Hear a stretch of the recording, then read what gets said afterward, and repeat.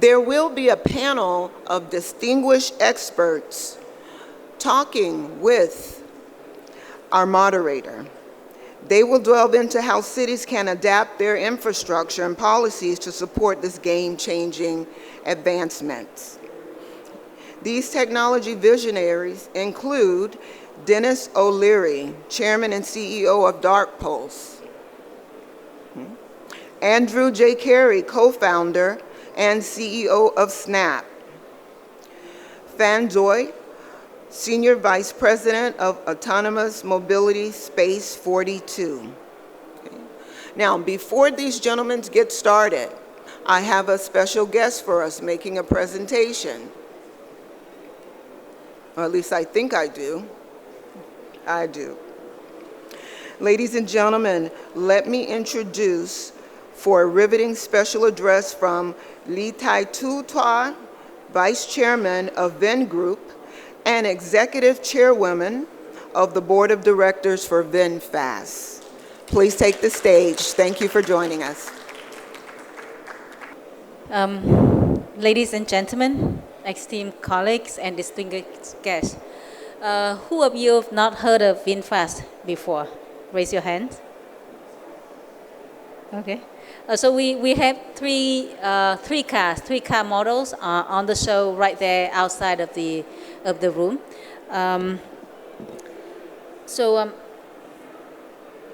It is an honor for me to stand here today at the IAM Congress 2025 in the UAE environment to enhance safety, convenience, and performance.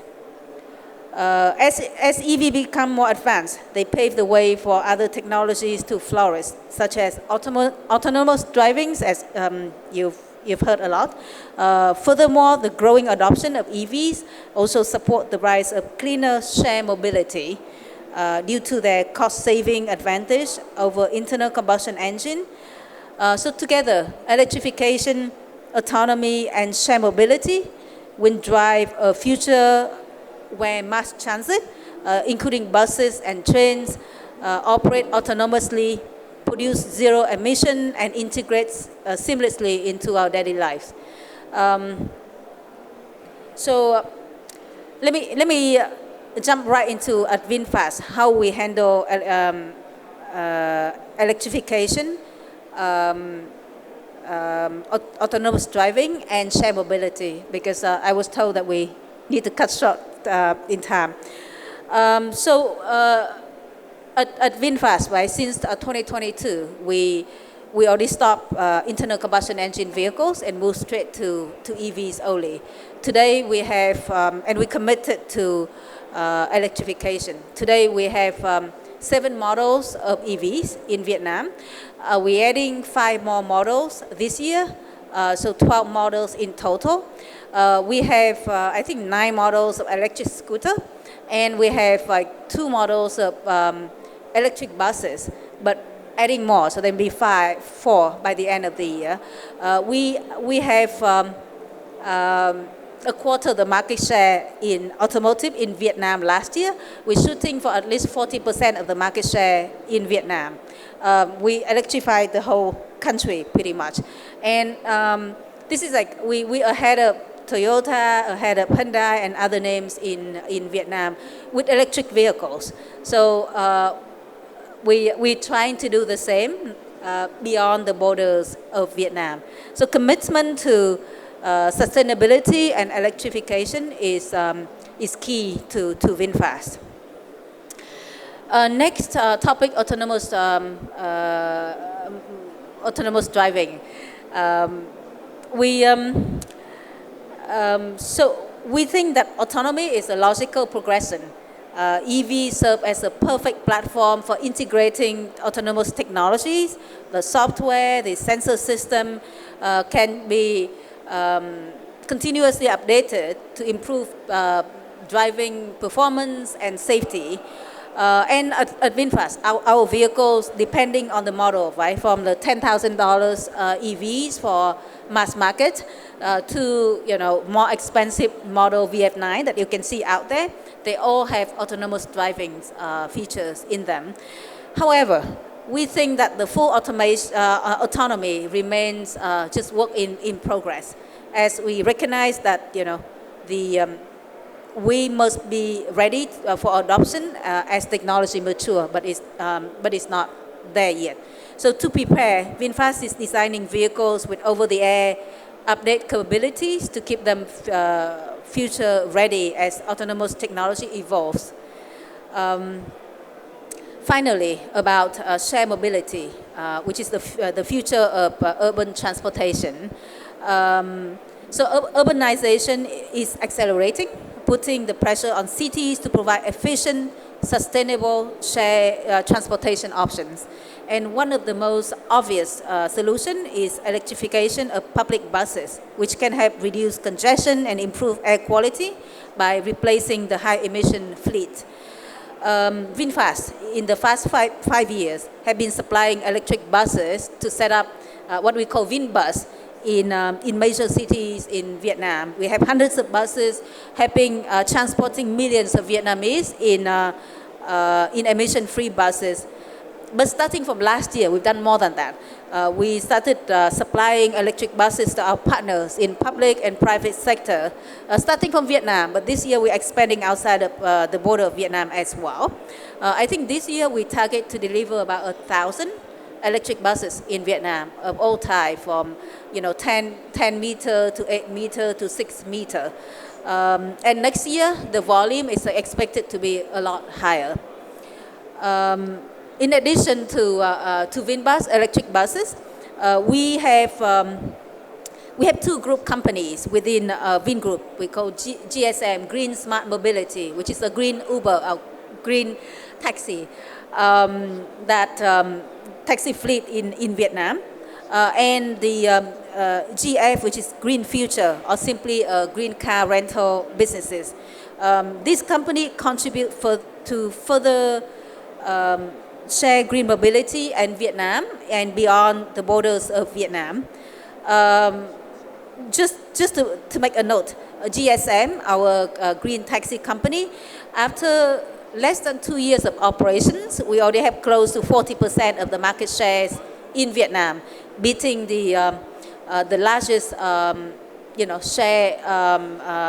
share riding business in Vietnam. And continue expanding further. To conclude, we think that electrification, autonomy, and shared mobility will define the future of transportation. At VinFast, we are committed to leading this transformation responsibly and sustainably, but we cannot do it alone. Collaboration amongst OEMs, government bodies, city planners, and all stakeholders is essential to build a smarter, cleaner, and more inclusive mobility future. So VinFast is proud to be part of this journey, and we look forward to working together with all of you. By uniting our efforts, we can create mobility systems that are more sustainable, accessible, and efficient, and transforming not just how we move, but how we live in the future. So thank you.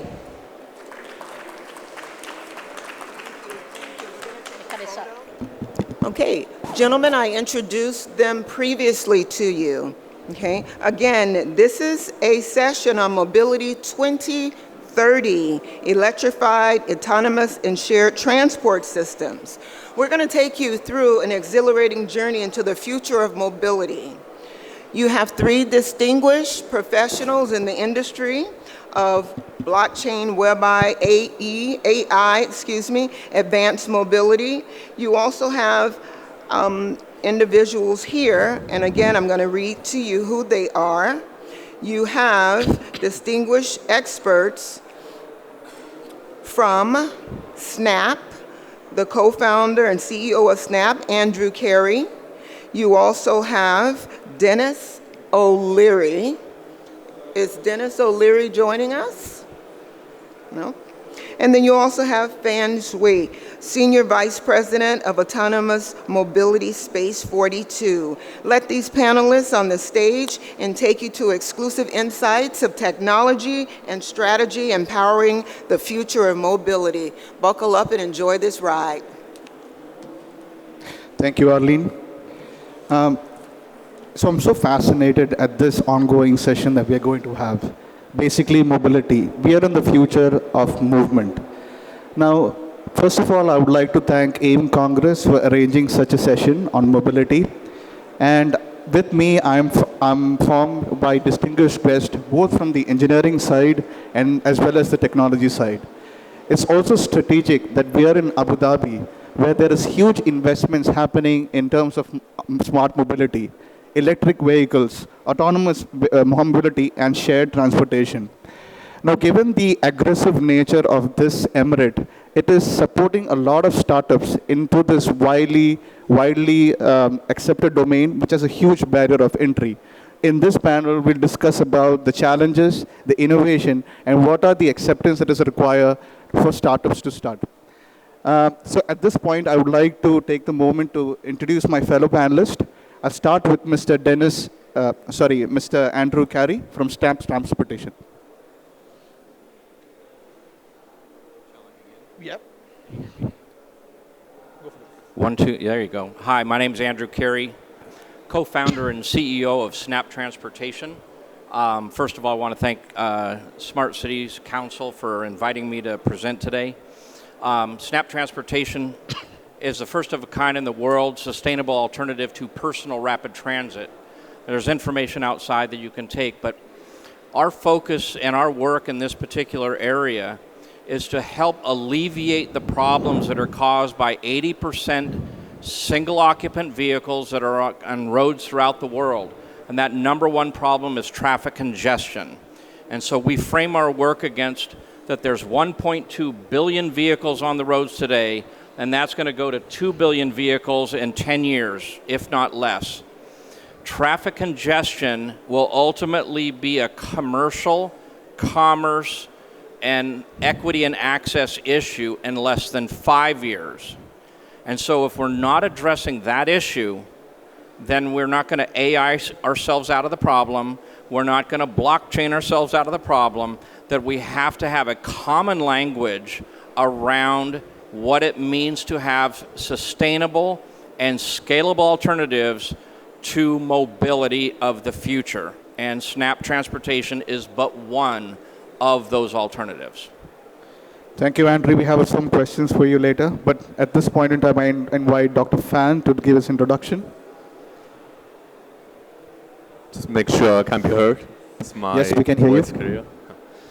Thank you, Dixon, and good afternoon, everyone. It's really my honor and pleasure to be here at the event. A little bit of introduction about myself. I'm coming from an academic background. I studied in computer vision, which is, I think, one of the fundamental technology behind the autonomous driving systems. I've been with the company Space 42, part of the G42 ecosystem here in Abu Dhabi. We've been as the practitioner in the smart autonomous mobility domain. Since 2021, we've been working with the local and international partners of different types, and been operating a fleet of various types of autonomous vehicles as well as charging infrastructures here in Abu Dhabi. So our vision and mission is that we need to somehow support, number one, the local ecosystem development, making sure Abu Dhabi is leading the way. And secondly, want to capitalize all the operational know-how, all the efforts, and essentially building and exporting the capability here in Abu Dhabi to broader, regions. Thank you. So in short, so we have a huge organization on my right who's supporting the autonomous revolution, and we have a previous company that has excelled in engineering, trying to get into the market on the left. Now, gentlemen, I'm starting with the questions, and I think the first question we'll focus on. Now, this is to you, Andrew. So basically, when you enter the UAE, what is the policy and infrastructure changes that is required to support innovation so that it is equitable, accessible, and sustainable? So are you referring to both policy and infrastructure? That is required for you to be accepted here. Yeah. I think we, from our perspective, we start in some basic, the need for some common language and common agreement about the future of mobility. And we would be considered very much an outlier organization because even the title of this presentation, and this may be my last comment for this 30 minutes, but if you're talking about electrifying a vehicle and more autonomous vehicles, frankly, the autonomous vehicles are going to exacerbate the problem. And I can pick a number of locations, and I will not name the city, but if you have a single occupant vehicle, now you've added a taxi, now you've added an Uber and a Lyft, and now you're going to release 5 companies and whatever other vehicles, all autonomous. So not single occupant, but 0 occupant vehicles on the road. You are literally compounding the problem of traffic congestion. So great. Now electrify the vehicle, which just means you're going to be more comfortable for whatever period of time until your battery burns out. Now these are the stark realities, and if you're going to have that dialogue, have it. But if you're not, don't call me in 5 years. So as it relates to policy and infrastructure, the cities and policy makers have got to listen and find a common language. There's not going to be anything else but an education process, common language about what the future of mobility is. There is already shared language around it. The future of mobility is around layers and choices. It doesn't say don't do electric. It doesn't say don't do things. It says do them all, but do them all equitably and as quickly as possible, because that number of vehicles is problematic for everybody. I think, Andrew, we understand that shared transportation is definitely the way forward, because you can't increase the number of roads or increase, helicopters over the city. Now, can I pose that question quite differently to Mr. Dr. Fan? Now, you being a part of the G42 ecosystem and already have the deep pockets to accept innovation and policy, how do you see the ecosystem panning out for foreign companies to explore the same market in electric vehicles, transportation, and autonomous mobility? Yeah, of course. I think essentially autonomous driving or autonomous mobility, we are talking about a systematic play, whether in a local region or at a global scale. The value chain simply, is a little bit complicated. We're talking about all the, let's say, AI infrastructure providers. We're talking about OEMs, companies like VinFast who manufacture vehicles. We're talking about technology giants, someone like someone like Waymo, who've been still, I believe, globally leading the way and be the company that invested as a first one globally on this technology. So when we, as a local ecosystem, work with the international partners, there are definitely companies at different scales, and they focus in each respective domains. We want to make sure the local ecosystem is friendly, and the companies, no matter they are startup, the middle-sized company, they know who they can talk to, whether it's to set up a proof of concept, whether it's regarding the fundraising. And for international, let's say, global leaders, quite recently, I believe many people saw the major announcement from the Chinese autonomous driving company Baidu, who is planning to make major investment in the UAE market, including both Dubai and Abu Dhabi. And previously, we've seen similar efforts from General Motors and Cruise, right? Similar, like on the other side, in the AI, let's say, overall value chain. The commercial side is a little bit challenging. There is like one common joke we say, no matter you are a SaaS company or a PaaS company, no matter what type of business model you make, the only profitable AI company by far is still only NVIDIA, right? They make tons of money. Well, in the mobility domain, it's relatively challenging because many companies, including OEMs, including companies like Waymo, they are loss making. And speaking of the local ecosystem, it's also very systematic and complicated setup because you need collective effort from the road operators, from the regulators, from the, let's say, even the bus operator or taxi operators, and each of them has, of course, their own commercial agenda. If we're talking about the business, model, the technology cycle, even they are not the same, right? Like if we're talking about taxi company, many of them, at least in Abu Dhabi, we know, the net profit is about like 10% to between 10% to 15%. And if you're talking about companies who build a traditional transportation, system, including, public fare collection system or automatic vehicle management system. So that's again a different domain. The changes, fortunately, we are seeing in, let's say, the major AI development. In my own perspective, as let's say, someone been working in their domain, I think there are two main approaches. One is around agentic AI. The second is embodied AI. So all this, we expect the shared vision and the shared mission to make that possible and created a very healthy ecosystem for international companies. No matter they are, coming as considering UAE as a good place for investment or, technology showcase, we make sure they, get the right expectation and the right returns regarding whatever effort they spend on this market. Thank you.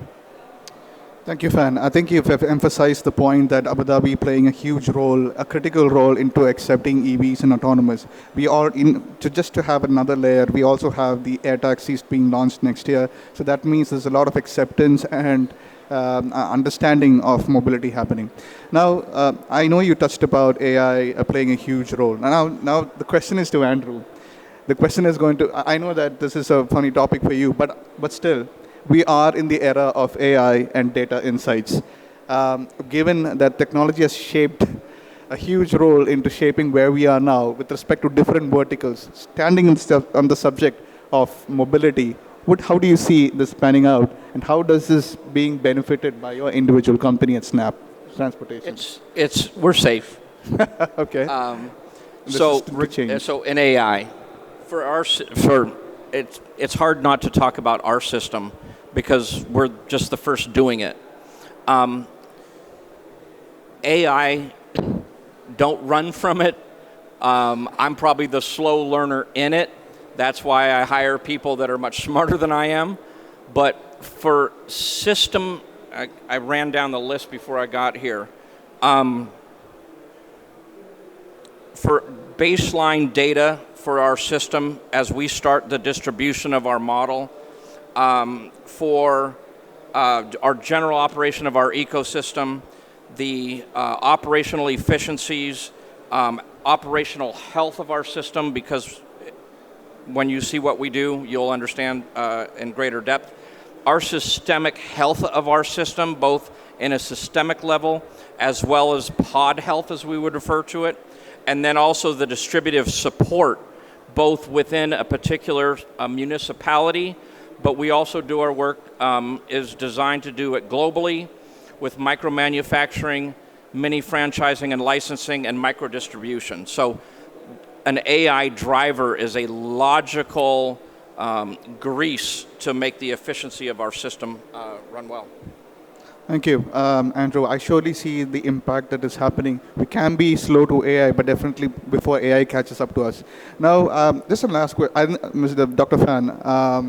I think you touched about AI. So we'll step about one more thing. So what are the challenges that is faced by government authorities and transportation companies into accepting, startups and innovation in the space? Thank you.